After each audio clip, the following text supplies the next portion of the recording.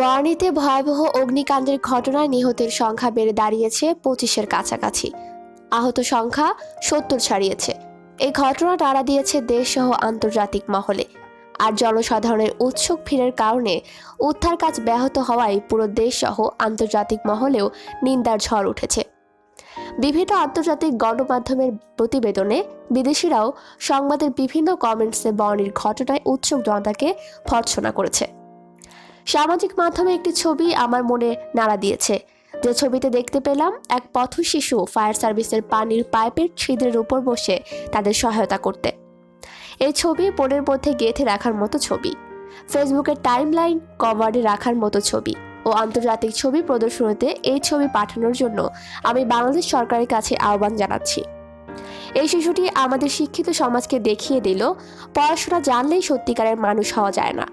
সবাই যেখানে ছবি তোলা নিয়ে ব্যস্ততা দেখিয়েছে, সব বাহিনী ঠুকতে বিড়ম্বনায় ফেলেছে, সেখানে শিশুটি শিখালো এমন পরিস্থিতিতে করণীয় কি।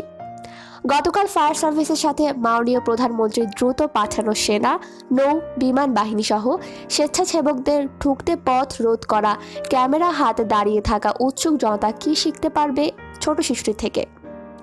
চকবাজারের আগুনের ঘটনায় মাননীয় প্রধানমন্ত্রী অনেকবার বুঝিয়েছিলেন এমন পরিস্থিতিতে রাস্তা খালি করে দিতে, যেন সব বাহিনী দ্রুত প্রবেশ করতে পারে, উদ্ধার করতে পারে বিপদগামী মানুষগুলোকে।